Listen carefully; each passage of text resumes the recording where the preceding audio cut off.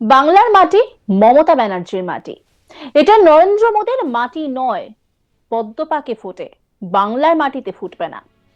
এই বাংলার মাটি জল হাওয়ার সঙ্গে বিজেপি খাপ খাওয়াতে পারছে না, কারণ তারা বাংলাকে ঘৃণা করে। বিজেপিকে বাংলা বিদ্বেষী বলে দাগিয়ে ভোটে হারানোর হুঁশিয়ারি তৃণমূলের দাবাং নেত্রের।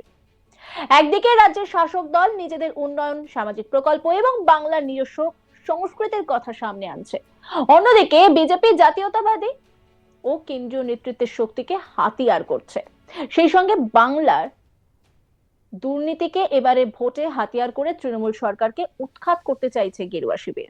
বাংলার মাটি, ভাষা এবং পরিচয়কে ঘিরে বাঙালিদের মধ্যে একটা আলাদা আবেগ রয়েছে। ভোট যত এগিয়ে আসছে ততই তৃণমূল বিজেপির মধ্যে সংঘাত আরো তীব্র হচ্ছে, আর নেতাদের বক্তব্যে ক্রমশ সুর চড়া হচ্ছে।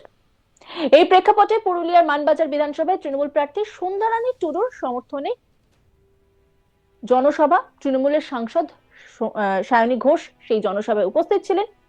জনসভা থেকে তিনি সরাসরি বিজেপিকে নিশানা করে তীব্র ভাষায় আক্রমণ চালান এবং ভোটের লড়াইকে বাংলার আত্মপরিচয়ের লড়াই হিসেবে তুলে ধরেন। সায়নী ঘোষ তার বক্তব্যে বলেন, বাংলার মাটি কোনো বাইরের শক্তির দখলে যাওয়ার নয়। তার কথায় বাংলার মাটি মমতা ব্যানার্জির মাটি, এটা নরেন্দ্র মোদীর মাটি নয়। এই বক্তব্যের মাধ্যমে তিনি স্পষ্ট করে দেন যে তৃণমূলের লড়াই শুধুমাত্র একটি দলের বিরুদ্ধে নয়, বরং একটি রাজনৈতিক দর্শনের বিরুদ্ধে, যা বাংলার সংস্কৃতি ও চেতনাকে বোঝে না বলেই তাদের দাবি। তিনি আরো বলেন, পদ্ম পাকে ফোটে, বাংলার মাটিতে ফুটবে না।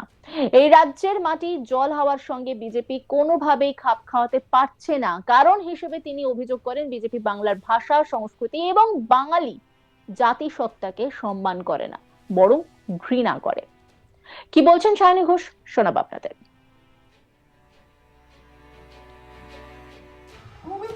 বাংলার জল হাওয়া কোনো কিছুর সাথে এই বিজেপি খাপ খাওয়াতে পারছে না, তাল মেলাতে পারছে না, কারণ তারা বাংলাকে, বাংলা ভাষাকে, বাঙালি জাতিকে ঘৃণা করে, বাংলার মা বোনেদের ঘৃণা করে।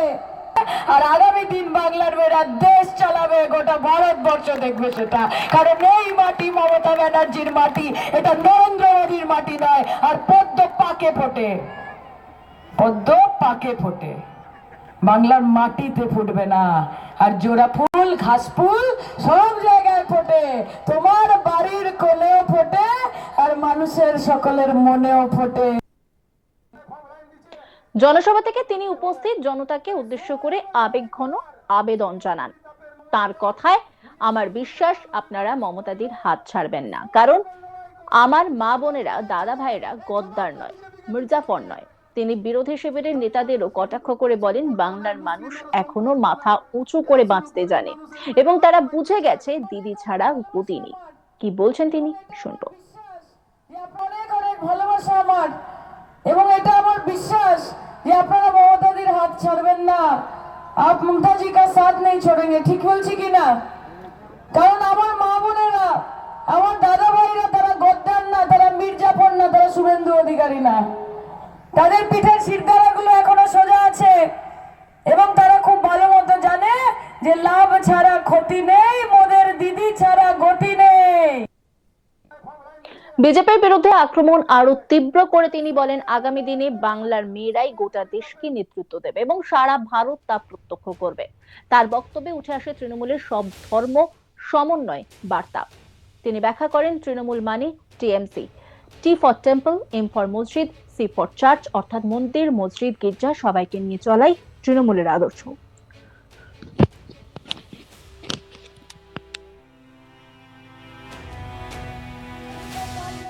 ঠিক বলছি কিনা? যাদের লড়কাতা আছে, যাদের বাপ ঠাকুরদের জমি, এটা আমাদেরকে দেখাতে হবে যে আমরা ভারতীয় কি নাই। আমরা যারা জল জঙ্গল জমিন যাদের বটে, তাদের কাছে তুলতে হবে তারা ভারতীয় কি নাই। গ্যাসের দাম বাড়ছে, তেলের দাম ফাইন দিচ্ছে, তো লড়াইটা তো করতে হবে। তাই সময় এখন লড়াই করার সময়, পরিতাপের সময় নয়। এই বাংলার মাটিতে, এই বাংলার ভূমিতে, এই বাংলার জল হাওয়া কোনো কিছুর সাথে এই বিজেপি খাপ খাওয়াতে পারছে না, তাল মেলাতে পারছে না, কারণ তারা বাংলাকে, বাংলা ভাষাকে, বাঙালি জাতিকে ঘৃণা করে। সবশেষে বিজেপির ধর্মীয় স্লোগানকেও আক্রমণ করেন তিনি। তার বক্তব্য, তৃণমূলকে ভোটে জিততে ভগবান রামকে সামনে আনতে হয় না বা জয় শ্রীরাম বলে মানুষকে ভয় দেখাতে হয় না। এই মন্তব্যের মধ্য দিয়ে তিনি বোঝাতে চান, বাংলার রাজনীতি এখনো মানুষের দৈনন্দিন জীবন ও বাস্তব সমস্যাকেই প্রাধান্য দেয়। কি বলছেন তিনি, শোনাবো আপনাদের। তৃণমূল কংগ্রেস মানে কি মা টিএমসি, টি ফর টেম্পল মানে মন্দির, এম ফর মস্ক মানে মসজিদ, আর সি ফর চার্চ মানে গির্জা। মন্দির, মসজিদ, গির্জা সকলকে নিয়ে মমতাদির পথ চলা, সকলের প্রতি আমাদের ভালোবাসা, আমাদের শ্রদ্ধা। আমাদেরকে ভোটে জেতার জন্য ভগবান রামকে ওপর থেকে টেনে নিয়ে আসতে হয় না। সব মিলিয়ে ভোটের আগে এই ধরনের বক্তব্য রাজ্যের রাজনৈতিক পারদ আরো ছড়িয়ে দিচ্ছে। বাংলার মাটিতে কোন শক্তি শিকড় গড়বে বা কি হবে তা এখন নির্ধারণ করবে আগামী নির্বাচনের ফলাফল। এই নিয়ে একটি রিপোর্ট তুলে ধরেছেন আমার কলিগ সত্যজিৎ ব্যানার্জি, দেখাবো আপনাদের। দোরগোড়ায় বিধানসভা নির্বাচন, এবং এই বিধানসভা নির্বাচন যতই সামনের দিকে আসছে, রাজনৈতিক দলগুলির প্রচারে উত্তেজনা ততই বাড়ছে। সারা রাজ্যের মতো পুরুলিয়া জেলাতেও কলকাতার হেভিওয়েট নেতারা এবং দিল্লি থেকে আসা কেন্দ্রীয় সরকার অর্থাৎ বিজেপির কেন্দ্রীয় সরকারে যারা রয়েছে সেই বিজেপির নেতাদের আসা যাওয়া লেগেই রয়েছে।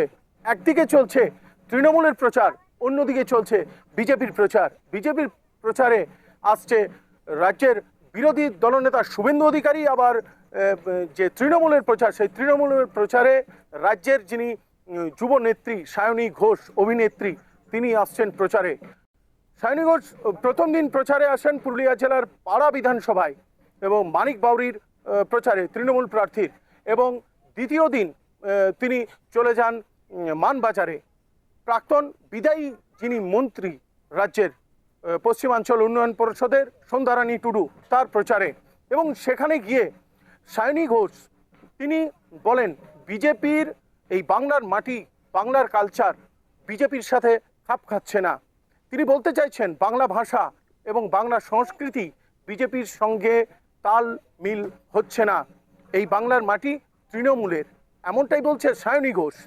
আবার যদিও দেখতে পাওয়া যাচ্ছে বিজেপির পক্ষ থেকে বারবার কিন্তু ঘোষণা করা হচ্ছে, স্বরাষ্ট্রমন্ত্রী অমিত শাহ তিনি জনসভার মঞ্চ থেকে ঘোষণা করছেন, যদি বিজেপি সরকারে আসে এই বিধানসভা নির্বাচনে, তাহলে এই পশ্চিমবঙ্গের মুখ্যমন্ত্রী হবে এই বাংলারই কেউ, বাংলা ভাষা বলা বাঙালি একজন।